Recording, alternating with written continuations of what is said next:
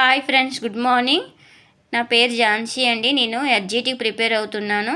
నేను హౌస్ వైఫ్ని. ఇంటి దగ్గరే నోట్స్ ప్రిపేర్ చేసుకొని డిఎస్సికి ప్రిపేర్ అవుతున్నానండి. నాలాగే ఇంటికాడ ఉండి కోచింగ్కి వెళ్ళాక ప్రిపేర్ అయ్యే వాళ్ళకి ఇది యూజ్ అవుతుందని వీడియో చేస్తున్నాను. ఇదే నా ఫస్ట్ వీడియో అండి. నా ఛానల్కి సపోర్ట్ చేయండి ఫ్రెండ్స్. ఇది పాలిటీలో భారతదేశ రాజ్యాంగం గురించి తెలుసుకుందాం. ఈ భారతదేశ రాజ్యాంగం అనేది 6th క్లాస్లో ఉంది, 7th క్లాస్లో ఉంది, 8th క్లాస్లో ఉంది, 9th 10th క్లాసుల్లో కూడా ఉందండి. ఇది న్యూ సిలబస్ అండి. నేను వీడియో చేస్తుంది అయితే రాజ్యాంగం అంటే నియమ నిబంధనల సముదాయమే రాజ్యాంగం. రాజనీతి శాస్త్ర పితామహుడు ఎవరంటే అరిస్టాటిల్. రాజ్యాంగం అసలు ఎందుకు, రాజ్యాంగం అవసరం ఏంటి అని ఇప్పుడు తెలుసుకుందామండి. సుపరిపాలన, చట్టబద్ధ పాలన, ప్రభుత్వాన్ని నియంత్రణ చేయడానికి, పౌరులకు హక్కులు కల్పించడం కోసం పాలకులు ఎలా రావాలి తెలియజేస్తుంది. దేశంలో ప్రజల్ని ఐక్యంగా ఎలా ఉంచాలి తెలియజేస్తుంది. ప్రజల ఆలోచనలను నియంత్రిస్తుంది. ఈ 6 పాయింట్స్ ఉన్నాయి కదండి. ఈ పాయింట్స్ నుంచి బిట్ రావడానికి ఇప్పుడు మన టెట్ ఎగ్జామ్ ఎలా ఇచ్చారంటే 4 ఆప్షన్స్ని కూడా చదివి మళ్ళీ 1 2 3 4 మళ్ళీ 4 3 అలా ఇచ్చారు కదండి. దానికైతే మనం మొత్తం ప్రతిదీ కూడా చదవాలి. అందులో రైట్ ఏంటి, రాంగ్ ఏంటి, పైవన్నీ అని కూడా ఒక ఆప్షన్ ఇస్తున్నారు. కాబట్టి 4 ఆప్షన్స్ చదివేసే మనం బిట్ అయితే టెట్ ఎగ్జామ్లో 1 చేసాం కదా. ఇప్పుడు డిఎస్సికి అయితే ఇంకా కష్టంగా ఉంటుందండి. మనం చాలా హార్డ్గా ప్రిపేర్ అవ్వాలి.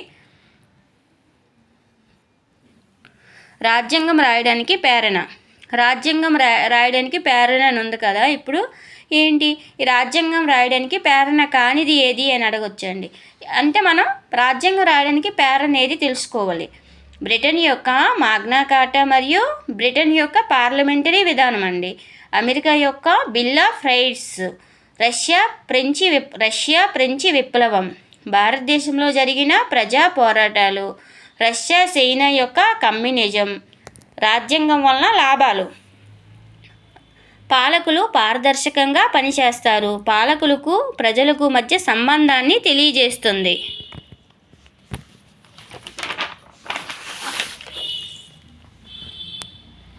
చట్టాల రూపకల్పన విధానం ఎలా అనేది కూడా తెలియజేస్తుంది. ప్రాథమిక హక్కుల రక్షణ. రాజ్యం అంటే ప్రజలకు ప్రాతినిధ్యం వహించే రాజకీయ వ్యవస్థనే రాజ్యం అంటారు. రాజ్యం అంటే ఏంటి? ప్రజలకు ప్రాతినిధ్యం వహించే రాజకీయ వ్యవస్థనే రాజ్యము అంటారు. రాజ్యాంగ ప్రక్రియలు అనేవి ఏంటి, ఏ ఇయర్లో ఏ ప్రక్రియలు జరిగాయని తెలుసుకుందాం. అయితే 1885లో ఇండియన్ నేషనల్ కాంగ్రెస్ అనేది ఏర్పడింది. 1909లో భారతీయులకు చట్టసభల్లో అవకాశం లభించిందండి. అప్పటి వరకు కూడా భారతీయులకు చట్టసభల్లో అవకాశం లేదు.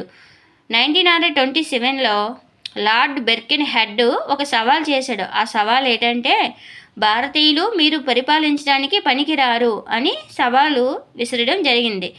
ఆ సవాల్ తీసుకొని మోతీలాల్ నెహ్రూ గారు ఏం చేశారంటే మోతీలాల్ నెహ్రూ 8 మంది సభ్యులు కలిసి మొత్తం 9 మంది ఒక నివేదికను 1928లో తయారు చేయడం జరిగింది. దాన్ని నెహ్రూ నివేదిక అంటారండి. అంటే ఇది ఇవ్వచ్చండి. నెహ్రూ నివేదికను తయారు చేసింది ఎవరు అనేసి కింది జవహర్లాల్ నెహ్రూ, మోతీలాల్ నెహ్రూ అలా కొన్ని ఆప్షన్స్ ఇవ్వచ్చు. మనం జవహర్లాల్ నెహ్రూ అని అనుకోవచ్చు, కానీ ఇది మోతీలాల్ నెహ్రూ. అయితే ఈ రిపోర్ట్ ప్రకారం రాజ్యాంగంలో స్వేచ్ఛ, సమానత్వం, సార్వజనీన ఓటు హక్కు, ప్రాథమిక హక్కులు మొదలైనవన్నీ చేర్చడం జరిగింది. 1931లో ఏం జరిగిందంటే కరాచీ సమావేశం జరిగింది. ఆ సమావేశానికి సర్దార్ వల్లభాయ్ పటేల్ అధ్యక్షత వహించడం జరిగింది. అతని సమక్షంలో ఈ సమావేశం అనేది జరిగిందండి. ఇక్కడ కూడా స్వేచ్ఛ, సమానత్వం, సార్వజనీన వయోజన ఓటు హక్కు ఉండాలని తెలియజేశారు. 1931లో గాంధీజీ యంగ్ ఇండియా అనే పత్రికలో ఏమన్నారంటే, ఈ పాయింట్స్ మనం గుర్తుంచుకోవాలండి. గాంధీజీ యంగ్ ఇండియా అనే పత్రికల్లో చెప్పని విషయం ఏది అని అడగొచ్చు. ప్రతి పేదవాడు ఇది నా దేశమని, దీని నిర్మాణంలో నా పాత్ర ఉంది అని అనుకోవాలి. అన్ని రకాల దాస్యము పోషణ నుండి విముక్తి లభించాలి. మత్తు పదార్థాలు పానీయాలు నిషేధించాలి. మహిళలను గౌరవించాలి. పేదవాడి కన్నీరు తుడవాలి. పేదవారి కన్నీరు అనేది తుడవాలి. ఇందులో ఏది లోపించినా సరే, అంటే ఏది తగ్గినా, ఈ పాయింట్స్లో ఏది తగ్గినా సరే ఆ రాజ్యాంగాన్ని నేను ఆమోదించలేను అని గాంధీ గారు అన్నారండి. ఏ పత్రికలో? యంగ్ ఇండియా అనే పత్రికలో చెప్పారండి. 1932లో 2 ఒప్పందాలు జరిగాయి. అదేంటంటే ఫిబ్రవరిలో ఒక ఒప్పందం జరిగింది, సెప్టెంబర్లో ఒక ఒప్పందం జరిగింది. ఫిబ్రవరిలో ఏంటి? రాజా ముంజే ఒప్పందం అండి. అంటే రాజా అనే అతను దళితుడు, ముంజే అనే అతను దళితేతర నాయకుడు. పూనా ఒప్పందంలో ఎవరెవరంటే అంబేద్కర్, గాంధీ పాల్గొన్నారు. ఈ ఒప్పందంలో అంబేద్కర్ దళితుడు, గాంధీ గారు దళితేతర నాయకులు. అయితే ఈ 2 ఒప్పందాల వల్ల 2 విజయాలు సాధించారు. అవి ఏంటంటే దళితులకు ఆలయ ప్రవేశం అనేది ఈ 2 ఒప్పందాల వల్ల జరిగిందండి. తర్వాత దళిత వాడల దర్శన, దళిత ఆలయ ప్రవేశం, దళిత వాడల దర్శన ఏ ఒప్పందం ద్వారా జరిగింది అంటే ఏ ఒప్పందంలో విజయాలు సాధించామంటే 1932 రాజా ముందే ఒప్పందం, పూనా ఒప్పందం.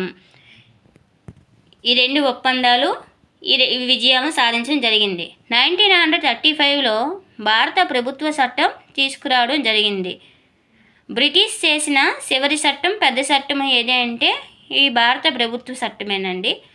మన రాజ్యాంగ రచనలో అత్యంత ఎక్కువగా సహాయపడింది ఏది అంటే ఈ చట్టమే. మౌలానా హస్రత్ మెహనీ ఏమన్నారంటే ఈ చట్టం గురించి, భారత రాజ్యాంగం గురించి ఏమన్నారో తెలుసా? 1935 యొక్క నకలు అనేసి అన్నారండి. భారత రాజ్యాంగం అనేదంట 1935 చట్టం అంటే బ్రిటిష్ వారు చేసిన చట్టాన్ని కాపీ చేసినారన్నట్టుగా మౌలానా హస్రత్ మెహనీ అన్నారండి. అయితే భారత రాజ్యాంగ పరిణామంలో స్రవంతులు అనేవి 4.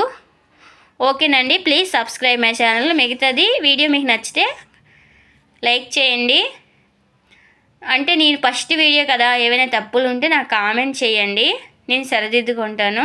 ప్లీజ్ సపోర్ట్ చేయండి. చాలా సంవత్సరాల నుండి డిఎస్సికి ప్రిపేర్ అయ్యి ఈ మధ్యలో పిల్లలు, ఇంట్లో భర్త, అత్త, మామ ఇవన్నీ పనులు చేసుకొని ఎక్కడ కోచింగ్ తీసుకోలేక చాలా సఫర్ అవుతున్నా. అలాగే డిఎస్సి కూడా వేయట్లేదు, చాలా ఇబ్బందులు పడుతున్నానండి.